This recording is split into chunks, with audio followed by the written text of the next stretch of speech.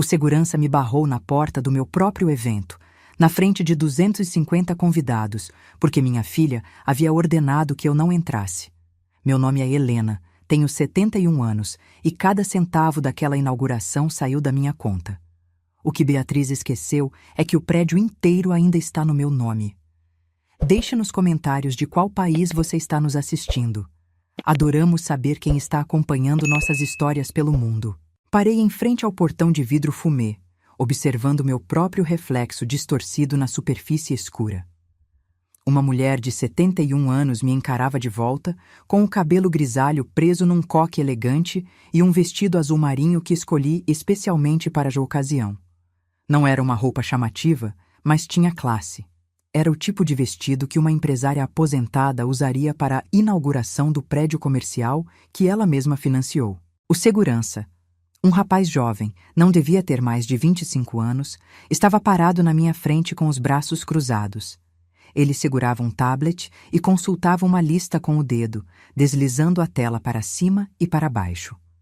Ao seu lado, havia outro segurança mais velho, que me lançava olhares desconfortáveis, como se soubesse que algo estava errado, mas não tivesse coragem de intervir. "Sinto muito, senhora", disse o mais jovem, sem levantar os olhos do tablet. "Seu nome não está na lista de convidados VIP. A senhora terá que aguardar na área externa até que seja chamada." Senti o sangue subir para o meu rosto. Não era vergonha, era indignação pura. "Como assim meu nome não está na lista?" perguntei, mantendo a voz firme. "Sou Helena Cardoso. Este prédio foi construído com o meu dinheiro." O rapaz finalmente olhou para mim, mas seu olhar era vazio, profissional demais, como se eu fosse apenas mais um problema a ser resolvido naquele dia de trabalho. "Compreendo sua frustração, senhora, mas minhas ordens são claras. A senhora Beatriz Cardoso, organizadora do evento, foi muito específica.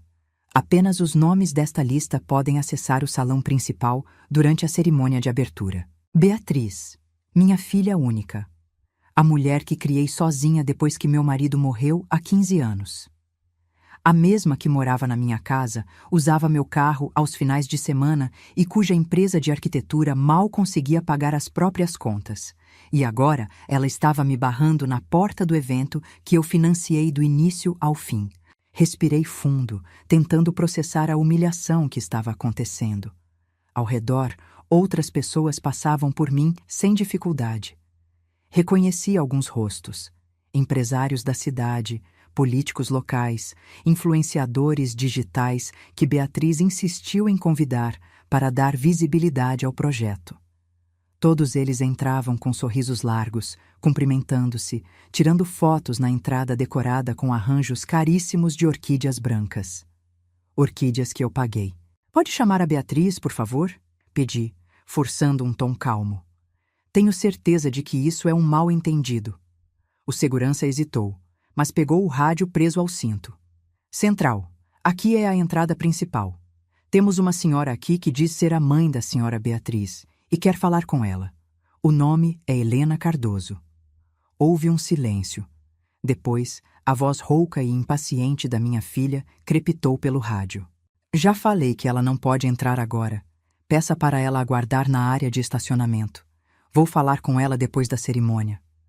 O segurança desligou o rádio e me olhou com uma expressão que tentava parecer simpática, mas que só conseguia ser condescendente. "A senhora ouviu. Por favor, dirija-se à área de estacionamento." Fiquei parada ali, incapaz de me mover. Minha mente girava em círculos, tentando encontrar uma explicação lógica para o que estava acontecendo. Será que Beatriz estava com vergonha de mim? Do meu vestido simples? Da minha idade? Ou seria algo pior? Ela realmente acreditava que podia me tratar como uma intrusa no meu próprio investimento. Olhei para o prédio atrás dos seguranças. Eram 10 andares de vidro e concreto, com uma fachada moderna que refletia o céu azul da tarde.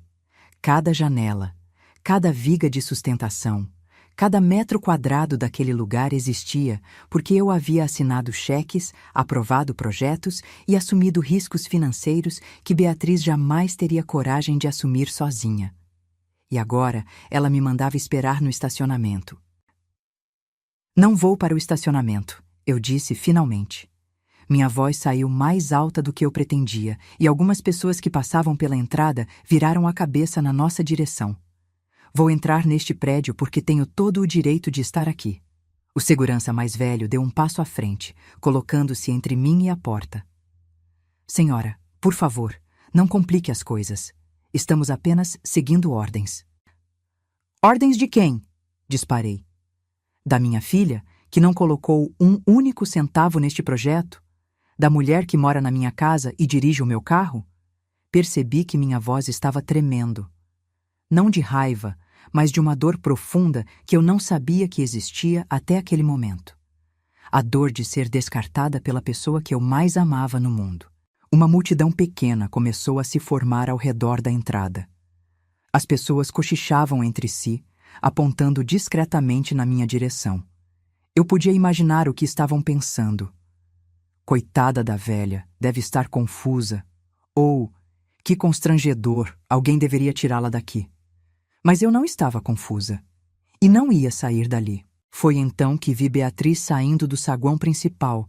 Ela estava deslumbrante como sempre, vestindo um conjunto branco impecável, calça, alfaiataria e blazer justo que realçava sua silhueta magra. O cabelo escuro caía em ondas perfeitas sobre os ombros. Ela usava saltos tão altos que parecia flutuar em vez de andar. Ao me ver, seu rosto se contraiu numa expressão de irritação mal disfarçada. Ela atravessou o saguão em passos rápidos e decididos. E quando chegou perto de mim, segurou meu braço com força, puxando-me para o lado, longe dos olhares curiosos. Mãe, o que você está fazendo? Ela sibilou, mantendo um sorriso falso no rosto para quem pudesse estar observando. Eu disse que você não podia entrar agora. E eu disse que vou entrar, respondi, soltando meu braço do aperto dela. Este é o meu prédio, Beatriz. Meu dinheiro construiu cada tijolo desta estrutura. Não é seu prédio, mãe. É um projeto comercial e eu sou a arquiteta responsável. Você é apenas a investidora. Apenas a investidora. As palavras me acertaram como um soco no estômago. Apenas a investidora? Repeti, quase sem acreditar no que estava ouvindo. Beatriz, gastei todas as minhas economias neste projeto. Vendi ações, liquidei aplicações, assumi empréstimos. Fiz tudo isso porque você me garantiu que seria um sucesso, que poderíamos trabalhar juntas pela primeira vez. E eu agradeço, mãe, de verdade. Mas hoje não é sobre você. É sobre o projeto, sobre a minha reputação profissional. E, francamente, você está constrangendo a todos com esse escândalo. Olhei para minha filha e, pela primeira vez em 47 anos, desde o dia em que ela nasceu, eu não a reconheci. A garotinha que eu criava sozinha, que chorava no meu colo quando tinha pesadelos, que jurava que seríamos melhores amigas para sempre, tinha desaparecido. No lugar dela, havia uma estranha fria e calculista que me tratava como um problema a ser gerenciado. Está bem, eu disse, recuando um passo. Se você não quer que eu entre, eu não vou entrar. Beatriz suspirou, aliviada, e seu rosto se suavizou um pouco. Obrigada por entender, mãe. Depois da cerimônia, a gente conversa com calma. Eu te levo para jantar, pode ser? Eu não respondi. Apenas virei as costas e comecei a caminhar em direção ao estacionamento, sentindo os olhos de dezenas de pessoas me seguindo. Cada passo parecia mais pesado que o anterior, e eu precisava de toda a minha força de vontade para não desabar ali mesmo, na frente de todos. Mas enquanto caminhava, uma ideia começou a se formar na minha mente. Uma ideia perigosa e libertadora ao mesmo tempo. Beatriz havia cometido um erro fatal. Ela me tratou como se eu fosse descartável, como se meu papel no projeto tivesse terminado assim que o dinheiro saiu da minha conta. O que ela esqueceu, ou talvez nunca soube de verdade, é que eu não era apenas uma velha aposentada com dinheiro guardado. Eu tinha sido empresária durante 35 anos. Eu conhecia contratos, conhecia a lei e, acima de tudo, eu sabia exatamente onde estavam todos os documentos que comprovavam que aquele prédio ainda estava registrado em meu nome. Cheguei ao meu carro, um sedã escuro e discreto, e sentei no banco do motorista sem ligar o motor. Peguei meu celular da bolsa e olhei para a tela, onde havia dezenas de notificações, mensagens de conhecidos que estavam no evento, perguntando se eu estava bem, se tinha acontecido alguma coisa. Ignorei todas elas e abri a pasta de contatos. Percorri a lista até encontrar o nome que procurava.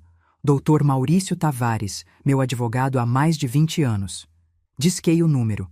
Ele atendeu no segundo toque. Helena, como vai? Está aproveitando a grande inauguração? Maurício, preciso que você me faça um favor urgente, eu disse, ignorando a pergunta. Preciso de uma cópia autenticada da escritura do prédio comercial da Avenida Paulista. E preciso que você verifique todas as cláusulas do contrato de gestão que assinei com a Beatriz. Houve uma pausa. Aconteceu alguma coisa? Digamos apenas que minha filha se esqueceu de quem realmente é a dona do prédio. E eu preciso lembrá-la disso. Maurício não fez mais perguntas. Ele me conhecia bem o suficiente para saber que quando eu usava aquele tom de voz, era melhor apenas obedecer e investigar depois. Combinamos de nos encontrar em seu escritório em 1 hora, tempo suficiente para ele reunir todos os documentos necessários. Desliguei o telefone e fiquei ali sentada por alguns minutos, observando o movimento ao redor. Carros entravam e saíam do estacionamento. Pessoas elegantes caminhavam em direção à entrada principal, todas animadas e sorridentes. Era o tipo de evento que eu deveria estar curtindo, brindando com champanhe, recebendo cumprimentos por ter investido num projeto tão ambicioso. Em vez disso, estava escondida no estacionamento como uma intrusa. Olhei pelo retrovisor e vi meu próprio reflexo. Meus olhos estavam vermelhos, não de lágrimas. Eu não ia dar a Beatriz a satisfação de me fazer chorar, mas de pura indignação. As linhas de expressão ao redor da minha boca pareciam mais profundas, e algumas mechas de cabelo haviam escapado do coque, dando-me uma aparência desalinhada. Suspirei fundo e recompus o penteado. Não podia deixar que ninguém me visse assim, vulnerável e magoada. Se Beatriz queria jogar sujo, então eu precisava estar impecável. Liguei o carro e saí do estacionamento, passando pela entrada principal mais uma vez. Através das portas de vidro, consegui ver Beatriz no centro do saguão, sorrindo para um grupo de empresários, gesticulando animadamente enquanto explicava algum aspecto arquitetônico do prédio. Ela parecia tão confiante, tão dona da situação. Mas essa confiança era construída sobre uma fundação falsa. E fundações falsas desmoronam. O escritório de Maurício ficava a 20 minutos dali, num prédio antigo, mas bem conservado no centro da cidade. Subi até o 10º andar de elevador e fui recebida pela secretária dele, uma senhora de meia-idade que sempre me tratava com cordialidade. Doutora Helena, o Dr. Maurício está te esperando. Pode entrar. Entrei na sala ampla e arejada. Maurício estava sentado atrás de uma mesa de mogno enorme, com pilhas de documentos espalhados à sua frente. Ele levantou ao me ver, estendendo a mão. Helena, sente-se, por favor.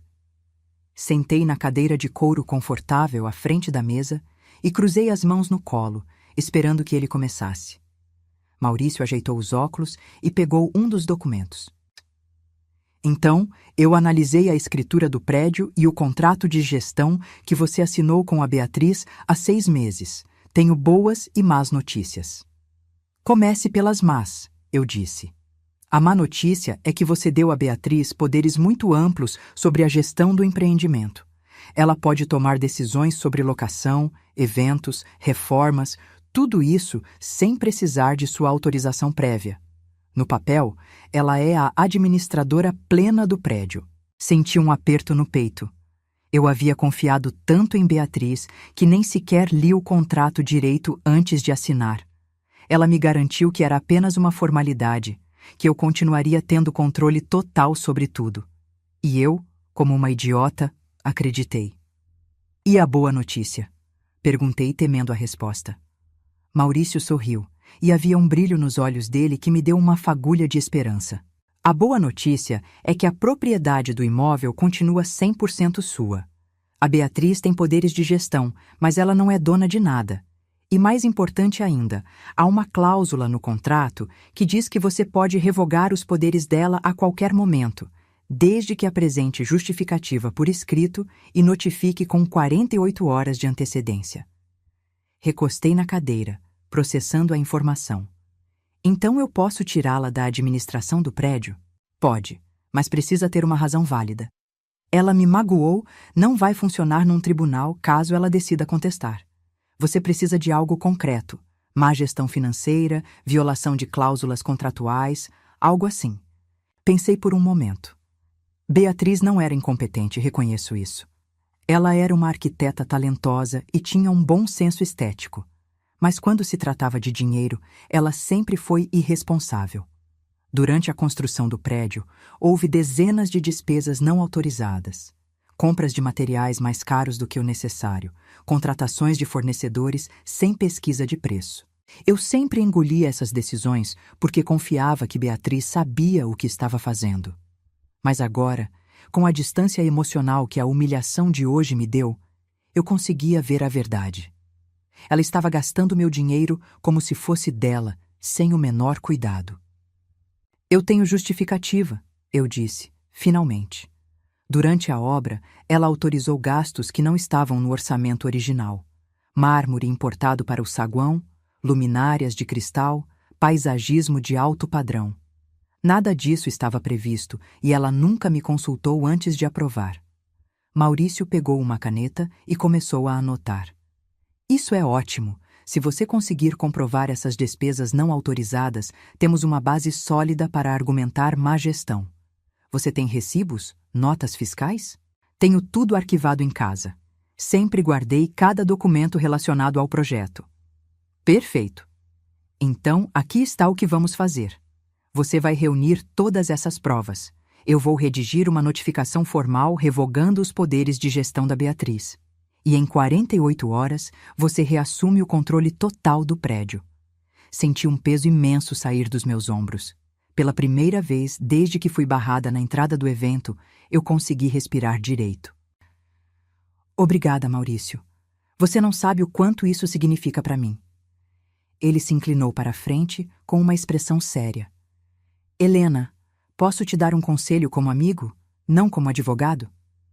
Eu assenti. Tem certeza de que quer fazer isso? Beatriz é sua filha.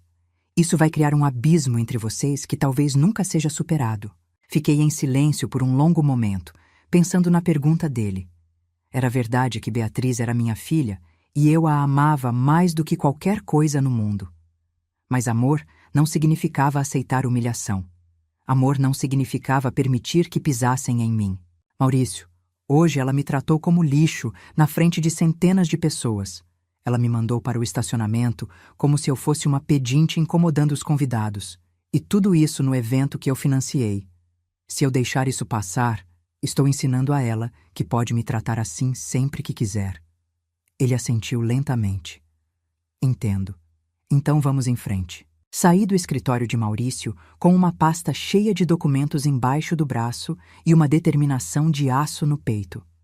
O sol já estava se pondo, tingindo o céu de laranja e rosa, e as ruas estavam começando a se esvaziar enquanto as pessoas voltavam para suas casas. Dirigi de volta para a minha casa, uma residência térrea mas espaçosa num bairro tranquilo. Era o lugar onde Beatriz cresceu, onde brincou no quintal, onde fez sua festa de formatura. Cada cômodo daquela casa tinha uma memória dela, e parte de mim se perguntava se eu estava prestes a destruir todas essas lembranças. Mas outra parte de mim, a parte que foi humilhada hoje, sabia que não havia volta. Entrei em casa e fui direto para o escritório, um cômodo pequeno nos fundos onde eu mantinha todos os meus arquivos pessoais. Acendi a luz e comecei a revirar as gavetas do arquivo de aço, procurando as pastas relacionadas ao prédio. Encontrei tudo: contratos com fornecedores, notas fiscais, recibos, extratos bancários. E quanto mais eu lia, mais ficava claro o quanto Beatriz havia extrapolado o orçamento original. O mármore do saguão custou o triplo do que estava previsto. As luminárias de cristal foram importadas da Itália, quando havia opções nacionais perfeitamente adequadas. O paisagismo incluiu árvores centenárias transplantadas que custaram uma fortuna. No total, ela havia gastado quase 40% a mais do que o orçamento inicial. 40% do meu dinheiro, jogado em luxos desnecessários. Organizei todos os documentos em ordem cronológica e os coloquei na pasta que Maurício me deu. Era uma montanha de provas, impossível de refutar. Enquanto trabalhava, ouvi a porta da frente se abrir. Beatriz havia voltado da inauguração. Mãe, está em casa? Ela chamou do corredor com aquela voz doce e inocente que usava quando queria algo. Não respondi. Continuei organizando os papéis, ouvindo os passos dela se aproximarem do escritório. Ela apareceu na porta, ainda vestida com o conjunto branco impecável, mas com uma expressão cansada no rosto. Oi, mãe. Desculpa por hoje. Sei que você ficou chateada, mas foi tudo muito corrido, sabe? Eu precisava garantir que tudo saísse perfeito e... Beatriz. Eu a interrompi, sem tirar os olhos dos documentos. Quanto você gastou com as luminárias do saguão? Ela piscou, surpresa com a pergunta. O quê? As luminárias? Ah, não sei. Acho que uns 80 mil reais. Por quê? E o mármore? Mãe, qual é o problema? O prédio ficou lindo. Todo mundo elogiou. Quanto? Insisti. Ela suspirou, irritada. Não sei exatamente. Uns 200 mil, talvez mais. Mas era necessário. O mármore nacional não tinha a mesma qualidade. O orçamento original previa 60 mil para luminárias e 80 mil para mármore. Você gastou quase 4 vezes mais do que o planejado. E fez isso sem me consultar. Beatriz cruzou os braços, na defensiva. Eu sou a arquiteta do projeto, mãe. Essas decisões técnicas cabem a mim. Você não entende de design, não entende de materiais. Mas entendo de dinheiro e entendo de respeito, 2 coisas que você claramente não tem por mim. Ela revirou os olhos, um gesto que me irritou profundamente. Ah, para com isso. Você está sendo dramática por causa de hoje? Eu já pedi desculpas. O que mais você quer? Quero que você saia do meu escritório. E amanhã de manhã, quero que você procure um lugar para morar. O queixo de Beatriz caiu. O quê? Você está me expulsando de casa? Estou. E em 48 horas vou revogar seus poderes sobre a gestão do prédio. O rosto dela passou por uma série de emoções. Choque, raiva, descrença e, finalmente, uma fúria gelada que eu nunca tinha visto antes. Você não pode fazer isso. Posso e vou. Conversei com o Maurício hoje. Tenho base legal para tudo. Ela deu um passo à frente, com os punhos cerrados. Você está fazendo isso porque eu não te deixei entrar na inauguração? Porque feri seu ego? Estou fazendo isso porque você me tratou como lixo, Beatriz. E porque gastou meu dinheiro como se fosse seu, sem o menor respeito pelos limites que estabelecemos. Aquele prédio só existe por minha causa, ela gritou. Eu projetei cada detalhe. Eu supervisionei a obra. Eu que fiz tudo dar certo. Você só assinou cheques. Levantei da cadeira lentamente, apoiando as mãos na mesa. E sem os meus cheques, Beatriz, você não teria nada. Absolutamente nada. Agora saia do meu escritório. Ela me encarou por mais alguns segundos, como se estivesse esperando que eu recuasse. Quando percebeu que eu estava falando sério, virou as costas e saiu, batendo a porta com tanta força que o vidro da janela tremeu. Ouvi seus passos furiosos subindo as escadas, seguidos pelo som de portas de armários sendo abertas e fechadas violentamente.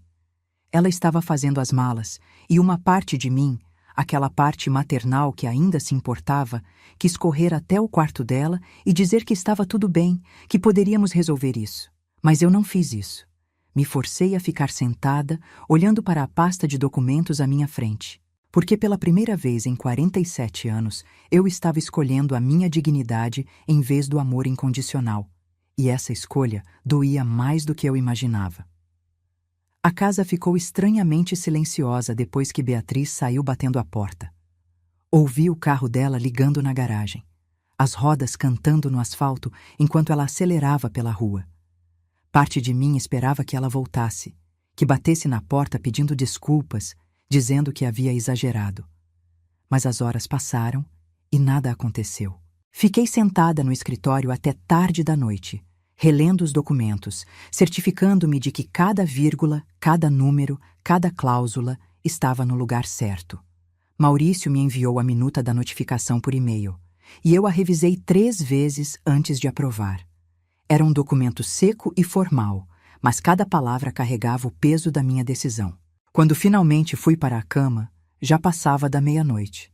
Deitei ali, encarando o teto escuro, ouvindo o silêncio ensurdecedor da casa vazia. Beatriz sempre fazia barulho. Música alta, televisão ligada, conversas ao telefone que se estendiam até tarde. Agora, sem ela, a casa parecia um mausoléu. Peguei no sono só de madrugada, e quando acordei, o sol já estava alto. Olhei para o celular e vi dezenas de mensagens não lidas. A maioria era de conhecidos que estiveram na inauguração, perguntando se eu estava bem, comentando sobre o incidente na entrada. Alguns tinham um tom de fofoca mal disfarçada, outros pareciam genuinamente preocupados. Ignorei todas elas e desci para a cozinha. Fiz café, torradas, tentei manter uma rotina normal. Mas tudo parecia estranho, deslocado. Eu sempre fazia café para 2 pessoas, sempre preparava a mesa pensando em Beatriz descendo sonolenta, reclamando da claridade, pedindo mais açúcar. Agora era só eu. Terminei o café da manhã rapidamente e liguei para Maurício. Bom dia, Helena. Já revisou a notificação? Revisei e aprovo. Pode enviar. Tem certeza? Depois que eu enviar, não tem mais volta. Beatriz vai ser oficialmente notificada e terá 48 horas para se retirar da administração do prédio. Tenho certeza, eu disse com uma firmeza que surpreendeu até a mim mesma. Muito bem, vou enviar por e-mail e também por correio com aviso de recebimento. Ela não vai poder alegar que não foi notificada. Desliguei o telefone e fiquei ali parada, segurando a xícara de café vazia, sentindo o peso do que havia acabado de fazer. Era irreversível agora. Eu havia cruzado uma linha que não podia mais ser apagada. O dia se arrastou lentamente. Tentei me distrair com tarefas domésticas. Limpei a casa, organizei armários, reguei o jardim. Mas minha mente estava sempre voltando para Beatriz, imaginando onde ela estava, o que estava pensando, se estava com raiva ou magoada. Foi só no final da tarde que meu celular tocou. Era um número desconhecido. Alô? Helena Cardoso? Disse uma voz feminina, jovem e profissional. Sim, sou eu. Aqui é Fernanda, da assessoria de imprensa do portal Cidade em Foco. Estamos fazendo uma matéria sobre a inauguração do novo prédio comercial na Avenida Paulista e gostaríamos de uma entrevista com a senhora, que é a investidora principal do projeto. Meu coração acelerou. Beatriz devia ter passado meu contato para a imprensa, provavelmente tentando consertar o estrago de ontem, me excluindo do evento. Pode ser agora? Perguntou Fernanda. Pode sim. Ela fez algumas perguntas básicas sobre o investimento, sobre minha visão para o empreendimento, sobre os desafios da construção. Respondi tudo com calma e profissionalismo. Mas então ela fez a pergunta que eu estava esperando. É verdade que houve um mal-entendido na entrada do evento ontem? Algumas pessoas comentaram nas redes sociais que a senhora teve problemas para acessar a inauguração. Respirei fundo. Era minha chance de contar minha versão dos fatos, de expor publicamente o que Beatriz fez. Mas então pensei melhor. Expô-la na imprensa seria cruel, vingativo, e eu não queria ser essa pessoa. Foi apenas um pequeno problema de comunicação com a equipe de segurança, eu disse, mantendo o tom leve. Nada demais. O evento foi um sucesso. Entendo. E qual é sua relação com a arquiteta Beatriz Cardoso, que assinou o projeto? Beatriz é minha filha, e é uma profissional extremamente talentosa. Mesmo depois de tudo, eu ainda não conseguia destruí-la publicamente, porque no fundo, ainda era minha filha. Desliguei o telefone e fiquei olhando para a tela por um longo tempo. Fernanda disse que a matéria seria publicada no dia seguinte. Com sorte, geraria uma imagem positiva do empreendimento. Mas eu sabia que a notificação de Maurício chegaria antes da matéria ser publicada. E quando Beatriz a recebesse, toda essa cordialidade seria destruída. Naquela noite, recebi uma mensagem dela. Era a primeira vez que ela entrava em contato desde que saiu de casa. Recebi a nota que você fez. Parabéns, conseguiu me destruir. Espero que esteja feliz. Não respondi. Não havia nada a dizer.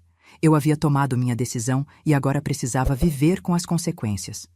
Na manhã seguinte, Maurício me ligou cedo. Helena, Beatriz contestou a notificação. Ela enviou uma resposta formal, alegando que todas as despesas extras foram necessárias e que ela tinha autonomia para fazê-las de acordo com o contrato de gestão. Ela tem razão? Tecnicamente, sim. O contrato dá a ela amplos poderes. Mas o ponto é que você, como proprietária, ainda tem o direito de revogar esses poderes. Só que agora vai ser mais complicado. Ela vai levar isso para a justiça. Senti um aperto no peito. Quanto tempo pode demorar? Meses, talvez anos. E vai custar caro. Você está disposta a bancar isso? Fiquei em silêncio, processando a informação. Um processo judicial contra minha própria filha. Seria uma guerra longa, desgastante, que consumiria tempo, dinheiro e qualquer resquício de relação familiar que ainda restasse entre nós. Estou, eu disse finalmente. Vou até o fim. Muito bem. Vou começar a preparar os documentos para a defesa. Mas, Helena, pense bem. Ainda há tempo de recuar, de tentar uma conciliação. Não vou recuar, Maurício. Ela precisa aprender que não pode me tratar assim. Depois de desligar, fiquei sentada na varanda, olhando para o jardim que eu mesma plantei anos atrás. As flores estavam começando a desabrochar. Rosas, jasmins, hortênsias. Era um jardim que eu cultivei com paciência e carinho, exatamente como tentei cultivar minha relação com Beatriz. Mas às vezes, não importa o quanto você cuida. Algumas plantas simplesmente não florescem da maneira que você esperava. E às vezes, você precisa arrancá-las pela raiz antes que elas destruam todo o jardim. As semanas que se seguiram foram as mais difíceis da minha vida. O processo judicial se arrastava com uma lentidão torturante. Cada documento protocolado, cada audiência marcada era um lembrete doloroso de que eu estava em guerra com minha própria filha. Maurício me mantinha informada de cada desenvolvimento. Beatriz havia contratado um escritório de advocacia caro, provavelmente financiado por algum empréstimo ou por aqueles amigos ricos dela, e estava lutando com todas as forças para manter o controle do prédio. A mídia começou a notar o conflito. Uma pequena nota apareceu num site de fofocas locais. Mãe e filha entram em disputa judicial por prédio de luxo na Paulista. Felizmente, não deram muitos detalhes, mas foi o suficiente para que as pessoas começassem a comentar. Meus vizinhos me olhavam com uma mistura de pena e curiosidade. Conhecidos que antes me cumprimentavam calorosamente, agora desviavam o olhar quando me viam na rua. Eu havia me tornado aquela mulher, a mãe que processou a própria filha. Numa tarde de quinta-feira, recebi uma ligação inesperada. Era Sílvia, minha cunhada, irmã do meu falecido marido. Éramos próximas antigamente, mas nos afastamos depois da morte dele. Helena, oi, tudo bem? Oi, Sílvia. Tudo sim, e você? Olha, eu liguei porque estou preocupada. Vi a notícia sobre você e a Beatriz. É verdade que vocês estão brigando na justiça? Suspirei. Sabia que essa hora chegaria. É verdade, sim. Mas, Helena, ela é sua filha. Como você consegue fazer isso? Sílvia, você não sabe metade do que aconteceu. A Beatriz me humilhou publicamente. Gastou meu dinheiro sem o menor respeito. E quando eu tentei conversar com ela... Eu sei, ela me interrompeu. A Beatriz me contou a versão dela. Ela disse que você está com ciúmes do sucesso dela, que não aceita que ela seja reconhecida profissionalmente. Senti a raiva subir. Ciúmes? Sílvia, eu financiei o projeto inteiro. Como posso ter ciúmes de algo que eu construí? Mas você não construiu, Helena. Você deu dinheiro. Quem construiu foi a Beatriz. E agora que ela está sendo reconhecida, você quer tomar tudo dela. Era incrível como Beatriz havia invertido a narrativa. De repente, eu era a vilã, A mãe invejosa que não conseguia aceitar o sucesso da filha. Silvia, não vou discutir isso com você. Se quiser acreditar na versão da Beatriz, é problema seu. Helena, espera. Eu não liguei para brigar. Liguei porque me preocupo com você. E porque sei que o Rodrigo ficaria muito triste de ver vocês duas assim. A menção do meu falecido marido me atingiu em cheio. Rodrigo sempre foi o mediador da família, aquele que resolvia conflitos com paciência e bom humor. Se ele estivesse vivo, nada disso teria acontecido. O Rodrigo ficaria triste, sim, eu disse com a voz trêmula. Mas ele também não aceitaria que eu fosse humilhada. Ele me ensinou a ter dignidade. Silvia suspirou. Tudo bem, Helena. Só promete que vai pensar bem antes de seguir em frente com isso. Processos judiciais são destrutivos, principalmente quando envolvem família. Prometo, eu disse, só para encerrar a conversa. Mas eu sabia que não ia voltar atrás. 2 dias depois, tive minha primeira audiência de conciliação. Maurício me buscou em casa de manhã cedo e me levou até o fórum. Era um prédio antigo e imponente, com corredores de mármore frio e um cheiro de mofo que me fez sentir claustrofóbica. Esperamos numa sala pequena e abafada, sentados em cadeiras de plástico desconfortáveis. Maurício repassou comigo os pontos principais que eu deveria mencionar, os argumentos que justificavam minha decisão de revogar os poderes de Beatriz. Depois de quase 1 hora de espera, a porta se abriu e Beatriz entrou, acompanhada de sua advogada, uma mulher de meia idade com um terno cinza impecável e uma expressão severa. Beatriz não olhou para mim. Ela se sentou do outro lado da mesa, com os olhos fixos nas mãos, o rosto pálido e tenso. Estava mais magra do que eu lembrava, com olheiras profundas que a maquiagem não conseguia esconder. O juiz conciliador entrou em seguida, um homem de uns 60 anos, com cabelos grisalhos e uma postura cansada de quem já viu muitas famílias se destruírem naquela sala. Bom dia a todos. Estou aqui para tentar uma conciliação entre as partes, antes que isso vá para um processo formal. Alguém gostaria de começar? A advogada de Beatriz se adiantou. Excelência, minha cliente está disposta a negociar. Ela reconhece que houve algumas decisões tomadas sem consulta prévia à proprietária do imóvel, mas todas foram feitas com o melhor interesse do projeto. Ela propõe que seja estabelecido um comitê de gestão, onde ambas tenham voz igual nas decisões futuras. O juiz se virou para Maurício. E a parte autora, o que acha da proposta? Maurício me olhou, esperando minha resposta. Eu podia aceitar. Podia estender a mão, dividir o controle, tentar reconstruir alguma coisa com Beatriz. Mas então me lembrei do segurança me barrando na entrada. Lembrei da voz dela no rádio, mandando me deixar no estacionamento. Lembrei de anos sendo tratada como uma carteira ambulante, útil apenas quando havia contas a pagar. Não aceito, eu disse firme. Quero controle total. Beatriz finalmente levantou os olhos e me encarou. Havia lágrimas escorrendo pelo seu rosto, mas seu olhar era duro, ressentido. Você está fazendo isso só para me destruir, ela disse com a voz embargada. Você não liga para o prédio, você só quer me ver sofrer. Não é verdade, Beatriz, eu só quero o que é meu por direito. Você me odeia. Eu te amo. Mas não vou mais deixar que você me desrespeite. O juiz conciliador bateu na mesa, tentando controlar a situação. Vamos manter a civilidade, por favor. Senhora Helena, a senhora tem certeza de que não quer tentar um acordo? Tenho certeza. Ele suspirou e fechou a pasta à sua frente. Muito bem. Vou encaminhar o processo para julgamento. Preparem-se para uma longa batalha. Saímos da sala em silêncio. Beatriz passou por mim sem dizer uma palavra e, pela primeira vez, senti uma pontada de dúvida. Será que eu estava exagerando? Será que valia a pena destruir minha relação com minha única filha por causa de dinheiro e orgulho?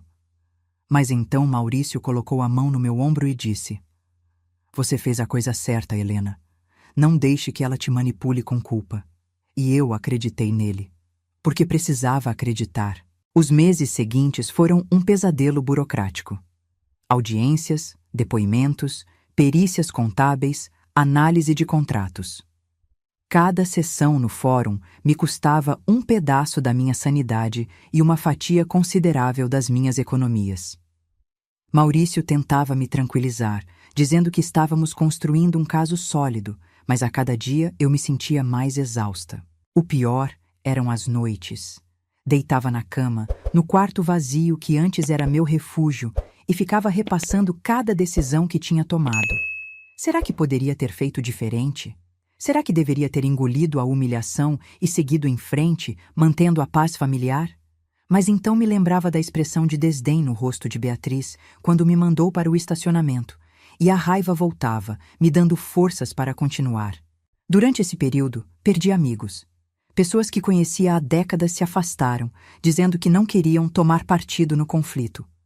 Outros foram mais diretos, me acusando de ser uma mãe cruel e vingativa. Apenas algumas pessoas ficaram do meu lado.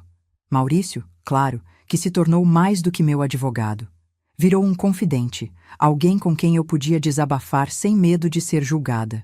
E Marina, uma amiga de infância que reapareceu na minha vida justamente quando mais precisava. Marina me ligou numa terça-feira à noite, depois de ver uma matéria sobre o caso num jornal local. Helena, vi a notícia. Está tudo bem? Sua voz carregava aquela preocupação genuína que eu não ouvia há tempos. Estou sobrevivendo, Marina. Precisa conversar? Posso ir aí tomar um café com você. Aceitei sem hesitar. Marina chegou meia hora depois, trazendo uma torta de limão que ela mesma fez. Sentamos na varanda, com café quente e a brisa fresca da noite. E eu contei tudo, cada detalhe, cada mágoa, cada arrependimento. Ela me ouviu em silêncio, apenas segurando minha mão quando as lágrimas finalmente vieram. Helena, você fez o certo, ela disse quando terminei. Você não pode deixar que pisem em você, nem mesmo sua filha. Mas e se eu estiver destruindo minha família por orgulho? Não é orgulho, é autoestima. E autoestima não é um defeito. Aquelas palavras ficaram ecoando na minha cabeça nos dias seguintes. Autoestima. Eu havia passado tanto tempo me anulando em favor de Beatriz que esqueci que eu também merecia respeito. Chegamos ao tribunal cedo. A sala estava cheia. Além de mim, Beatriz, nossos advogados e o juiz, havia alguns jornalistas que conseguiram autorização para cobrir o caso. O juiz, um homem de uns 50 anos com uma expressão cansada, leu o processo em voz alta, repassando todos os argumentos de ambos os lados. A autora, Sra. Helena Cardoso, alega que a ré, sua filha Beatriz Cardoso, excedeu seus poderes de gestão ao autorizar gastos não previstos no orçamento original, configurando má administração. A ré, por sua vez, argumenta que todos os gastos foram necessários e estavam dentro de sua autonomia como gestora do empreendimento. Ele pausou, ajustando os óculos. Analisando os documentos apresentados, bem como os depoimentos das testemunhas, cheguei a uma conclusão. Meu coração disparou. Segurei firme na borda da cadeira, sentindo as mãos suarem. A senhora Beatriz Cardoso, de fato, extrapolou os limites orçamentários estabelecidos no contrato inicial. Embora os gastos pudessem ser justificados do ponto de vista arquitetônico, a falta de consulta prévia à proprietária do imóvel configura, sim, uma violação do acordo de gestão. Olhei de relance para Beatriz. Ela estava pálida, com os olhos fixos no juiz. Portanto, acato o pedido da autora. Os poderes de gestão da senhora Beatriz Cardoso sobre o imóvel ficam revogados, com efeito imediato. A propriedade e a administração plena retornam à senhora Helena Cardoso.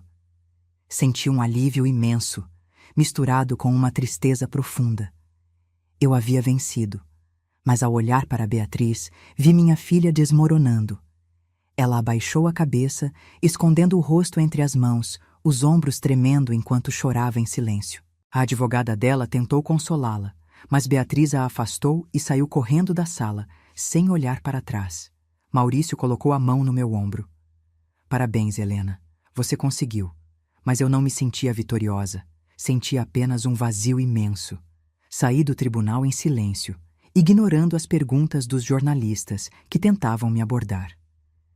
Entrei no carro de Maurício e pedi para ele me levar diretamente para o prédio da Avenida Paulista.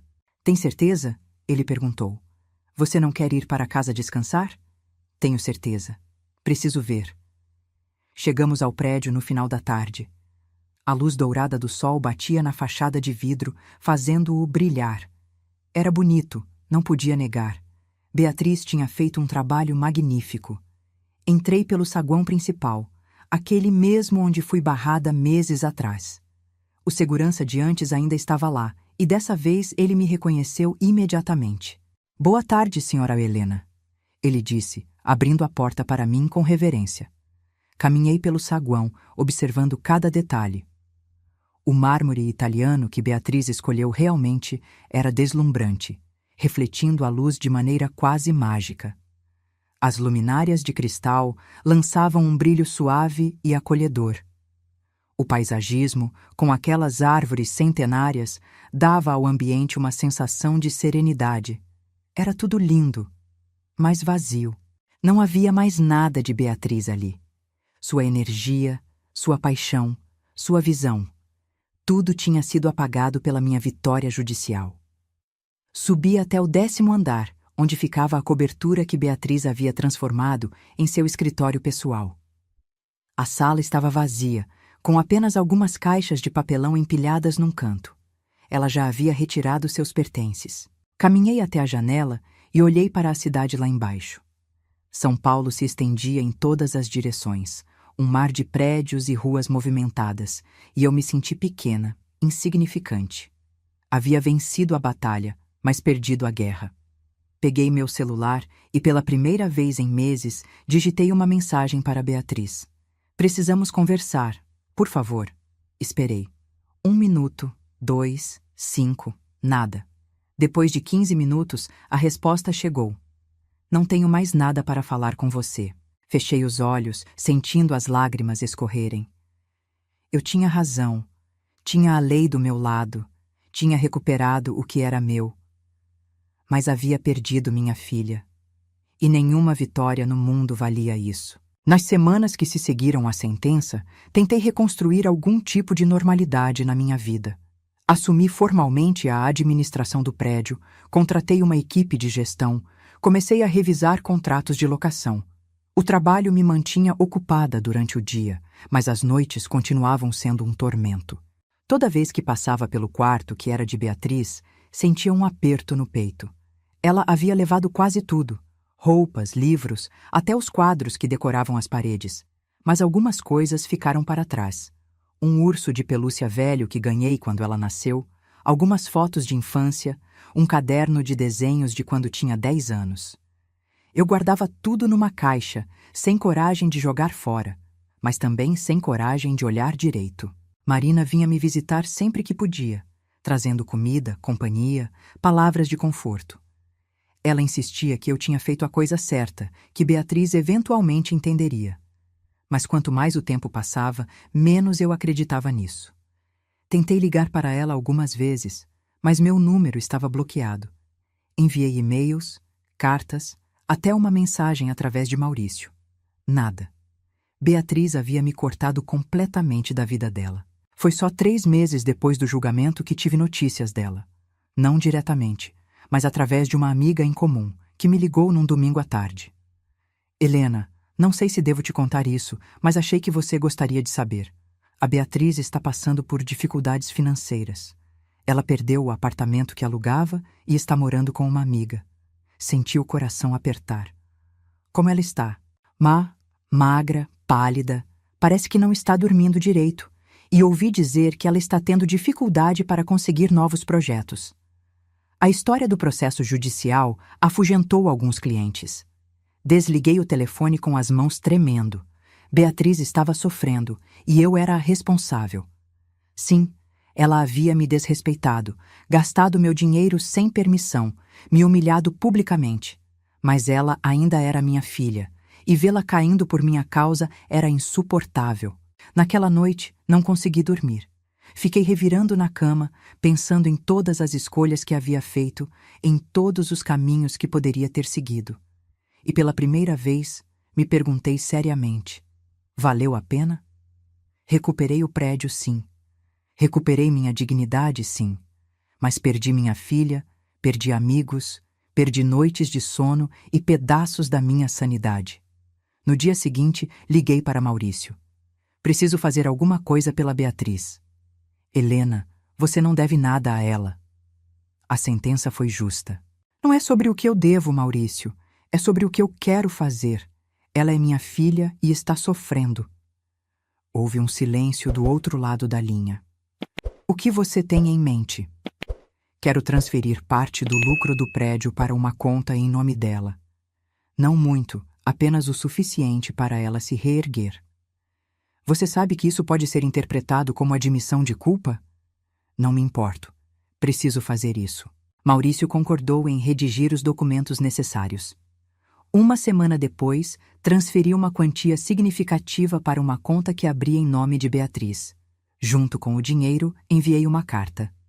Beatriz, não estou pedindo perdão, porque acredito que as duas fizemos coisas que magoaram uma a outra. Mas também não quero que você sofra por causa das minhas escolhas. Este dinheiro é uma parte dos lucros do prédio. Tecnicamente, é seu por direito, já que você foi quem projetou e supervisionou a obra. Use-o para se reerguer, para recomeçar. Não espero que me perdoe. Só espero que você fique bem. Com amor, sempre, mãe. Enviei a carta e esperei. Dias se passaram sem resposta. Então semanas. Eu havia desistido de receber qualquer retorno quando, numa tarde chuvosa de quinta-feira, a campainha tocou. Fui até a porta, esperando encontrar um entregador ou talvez Marina. Mas quando abri, era Beatriz. Ela estava molhada da chuva, o cabelo grudado no rosto, os olhos vermelhos. Segurava um envelope. Minha carta. Posso entrar? Ela perguntou com a voz rouca. Dei um passo para o lado, deixando-a passar. Ela entrou devagar, olhando ao redor como se estivesse vendo a casa pela primeira vez. Ficamos paradas ali, no corredor, em silêncio constrangedor. Nenhuma das duas sabia por onde começar. Obrigada pelo dinheiro, ela disse finalmente. Eu precisava. Eu sei. Mas eu não vim aqui por causa disso. Ela levantou os olhos e me encarou, e pela primeira vez em meses vi algo além de raiva naquele olhar.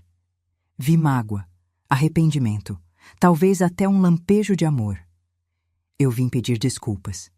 Senti as lágrimas queimando nos meus olhos. Beatriz... Não, deixe eu falar, ela me interrompeu. Você estava certa, sobre tudo. Eu te tratei mal, eu gastei seu dinheiro sem respeito, eu te humilhei naquele evento. E quando você reagiu, quando você finalmente disse chega, eu te pintei como vilã. Mas a vilã sempre fui eu. Não, filha, as duas erramos. Você errou ao me processar, mas eu errei em te dar motivos para isso. Ela deu um passo à frente, hesitante. Eu só quero saber, você ainda me ama? Abri os braços e ela se jogou neles, soluçando. Segurei minha filha contra o peito, sentindo o peso de meses de dor e ressentimento finalmente começarem a se dissolver. Sempre amei você, Beatriz. Mesmo quando estava mais furiosa, eu nunca parei de te amar. Ficamos ali, abraçadas, chorando juntas. Não resolveu tudo. Ainda havia muitas feridas que precisariam de tempo para cicatrizar. Mas era um começo. E às vezes, um começo é tudo o que precisamos. Os meses seguintes foram de reconstrução lenta e dolorosa. Beatriz não voltou a morar comigo imediatamente. Ela precisava de espaço, de independência, de tempo para processar tudo o que havia acontecido. Mas nos falávamos quase todos os dias, reconstruindo aos poucos a ponte que havia sido destruída. Ela usou o dinheiro que transferi para alugar um pequeno escritório e começar a trabalhar em novos projetos. Nada muito grande no começo, reformas residenciais, pequenos comércios. Mas ela estava recomeçando e fazia isso com uma humildade que eu nunca tinha visto nela antes. Um dia, 3 meses depois daquela tarde chuvosa em que ela apareceu na minha porta, Beatriz me ligou com uma proposta. Mãe, posso passar aí hoje à noite? Quero conversar sobre uma coisa. Preparei um jantar simples. frango assado, arroz, salada, e esperei ansiosa. Quando ela chegou, trazia uma pasta de couro embaixo do braço e uma expressão séria no rosto. Sentamos à mesa e comemos em silêncio, trocando amenidades sobre o trabalho, sobre o clima, sobre nada de importante. Foi só depois da sobremesa que ela finalmente abriu a pasta. Eu fiz uma coisa, ela disse, tirando alguns documentos de dentro. E antes que você diga qualquer coisa, deixa eu explicar. Ela deslizou os papéis pela mesa na minha direção. Eram plantas arquitetônicas, renderizações em 3D, orçamentos detalhados. É um projeto para um segundo prédio, ela explicou. Menor que o primeiro, mais modesto, mais lucrativo. E dessa vez eu quero fazer diferente. Olhei para os documentos, impressionada com o nível de detalhamento. É lindo, Beatriz, mas não entendi. Você quer que eu invista de novo? Não. Ou melhor, não sozinha. Eu consegui investidores, tenho capital suficiente para começar. Mas eu queria te convidar para ser parte do projeto. Não como financiadora silenciosa, mas como sócia ativa. Eu cuido da parte técnica, você cuida da parte financeira, juntas, de igual para igual. Senti um nó na garganta. Você tem certeza? Depois de tudo que aconteceu, tenho certeza, porque aprendi que preciso de você, mãe. Não do seu dinheiro, de você. Da sua experiência, da sua sabedoria, do seu olhar crítico que eu sempre fingi odiar, mas que, no fundo, sempre me fez melhor. Peguei sua mão por cima da mesa. Seria uma honra. Começamos a trabalhar juntas logo em seguida. Era diferente dessa vez. Mais respeitoso, mais transparente. Toda decisão era discutida, todo gasto era aprovado em conjunto. E, surpreendentemente, funcionava. O novo prédio começou a tomar forma ao longo dos meses. Era menor que o primeiro, sim, mas tinha algo especial. Tinha a nossa colaboração genuína, o nosso esforço conjunto, sem ressentimentos ou disputas de poder. Durante esse período, minha relação com Beatriz foi se curando aos poucos. Jantávamos juntas uma vez por semana, às vezes duas. Conversávamos sobre coisas que nunca havíamos conversado antes, sobre meus medos, sobre as dela, sobre arrependimentos e esperanças. Uma noite, durante um desses jantares, ela me fez uma pergunta que me pegou de surpresa. Mãe, você se arrepende de ter me processado? Pensei antes de responder, querendo ser honesta. Eu me arrependo de ter chegado a esse ponto. Me arrependo de não ter imposto limites antes, de não ter sido mais firme quando você começou a me desrespeitar. Se eu tivesse agido mais cedo, talvez não precisasse ter sido tão drástica. E se você pudesse voltar no tempo, faria diferente? Faria. Mas não mudaria o resultado final. Porque o que eu aprendi, Beatriz, é que amor sem respeito não é amor de verdade. É dependência. É medo da solidão. É covardia. E eu não quero mais ser covarde. Ela assentiu lentamente. Você me ensinou isso. Da pior maneira possível, mas me ensinou. Sorrimos uma para a outra. Um sorriso triste, mas genuíno.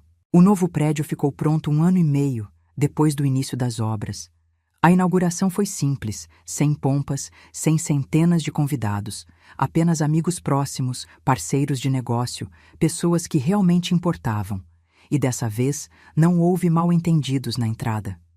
Eu estava lá, ao lado de Beatriz, cortando a fita juntas, sorrindo para as câmeras, celebrando não apenas um empreendimento bem-sucedido, mas também uma relação resgatada. Naquela noite, quando voltei para casa, sentei na varanda com uma xícara de chá e olhei para as estrelas. Pensei em tudo que tinha acontecido: a humilhação, o processo, a dor, a reconciliação. Valeu a pena? Ainda não tinha certeza, mas sabia que havia aprendido algo valioso, que defender sua dignidade às vezes custa caro, mas viver sem ela custa ainda mais. 2 anos se passaram desde aquele dia em que fui barrada na entrada do prédio. Parece uma eternidade, mas ao mesmo tempo parece que foi ontem. Hoje, quando olho para trás, consigo ver toda a jornada com mais clareza.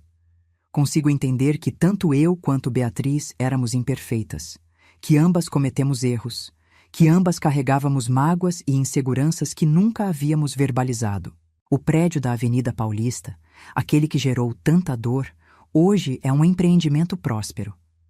Os escritórios estão todos alugados, o retorno financeiro é excelente e, ironicamente, virou referência arquitetônica na cidade. Beatriz tem razão de se orgulhar do trabalho dela. E eu também tenho.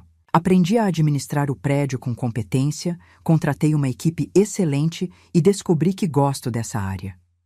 Aos 71 anos, quando muitas pessoas da minha idade estão em casa assistindo televisão, eu estou gerenciando reuniões, negociando contratos, tomando decisões importantes e me sinto viva. O segundo prédio, aquele que construímos juntas, também está prosperando. É menor, mais discreto, mas tem algo que o primeiro nunca teve. Foi feito com amor e respeito mútuo. Cada tijolo ali representa uma conversa que tivemos, um consenso que alcançamos, uma concessão que uma fez à outra.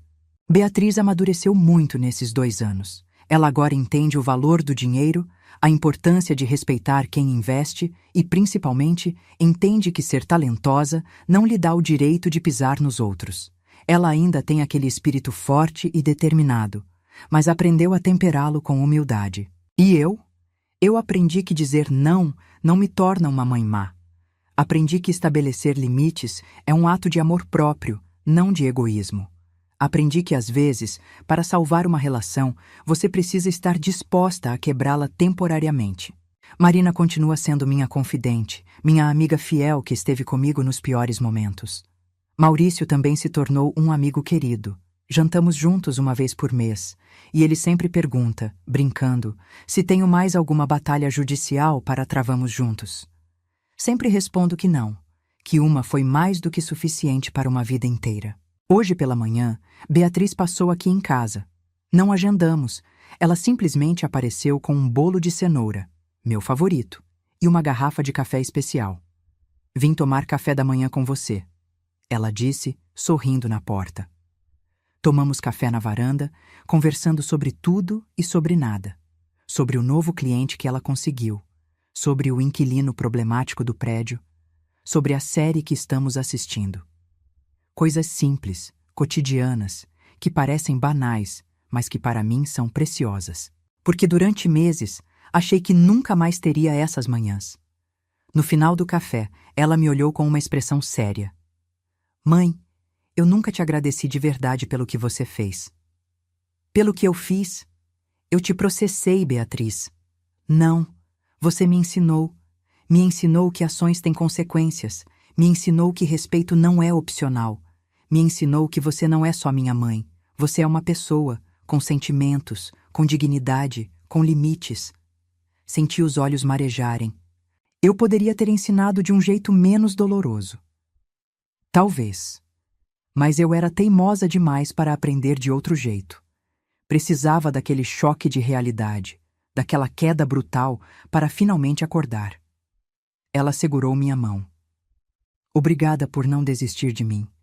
Obrigada por me amar o suficiente para me machucar quando foi necessário. Choramos juntas ali na varanda, enquanto o sol da manhã aquecia nossos rostos.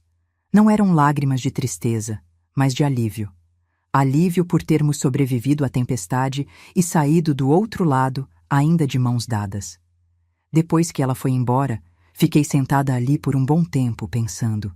Pensei nas mulheres da minha geração, que foram ensinadas a se anular, a sempre colocar os outros em primeiro lugar, a engolir desrespeito em nome da paz familiar.